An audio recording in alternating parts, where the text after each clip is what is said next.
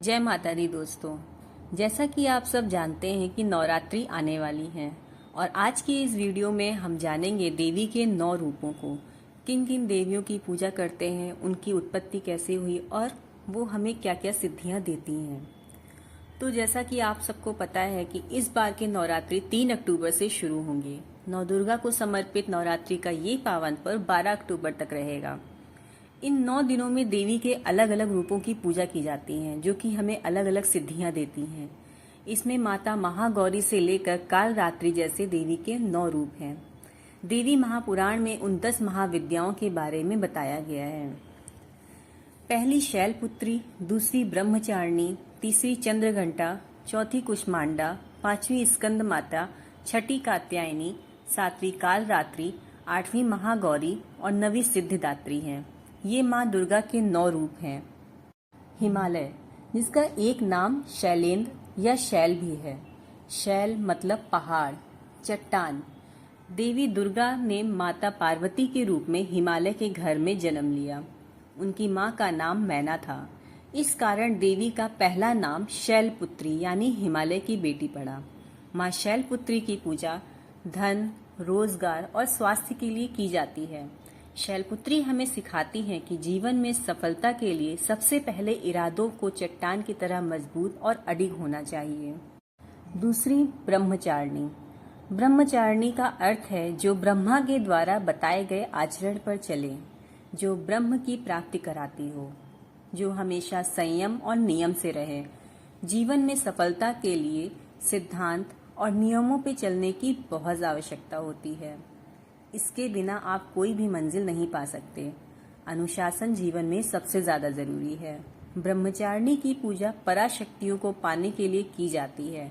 इनकी पूजा कई और सिद्धियां दिलाती है। चंद्रघंटा देवी का तीसरा स्वरूप है, जिसके माथे पर घंटे के आकार का चंद्रमा है, इसलिए इनका एक नाम चंद्रघंटा है। ये देवी संतुष्टि की देवी मानी जाती हैं। जीवन में सफलता के साथ शांति का अनुभव तब हो सकता है जब मन में संतुष्टि का भाव हो। आत्म कल्याण और शांति की तलाश जिसे हो, उसे माँ चंद्रघंटा की आराधना करनी चाहिए। कुष्मांडा देवी का चौथा स्वरूप है। ग्रंथों के अनुसार इन्हीं देवी की मंद मुस्कान से अंड यानी ब्रह्मांड की रचना हुई थी। इसी कारण इनका नाम कुष्मांडा पड़ा। ये देवी भय को दूर करती हैं। भय यानी डर ही सफलता की राह में सबसे बड़ी मुश्किल होती है। जिसे जीवन में सभी तरह के भय से मुक्त होकर सुख से जीवन बिताना है, उसे देवी कुष्मांडा की पूजा करनी चाहिए। स्कंद माता देवी का 5वां स्वरूप है। भगवान शिव और पार्वती के पहले पुत्र हैं कार्तिकेय और उनका एक नाम स्कंद भी है। कार्तिकेय की माता होने के कारण देवी के 5वें स्वरूप का नाम स्कंद माता है। उसके अलावा ये शक्तियों की भी दाता हैं।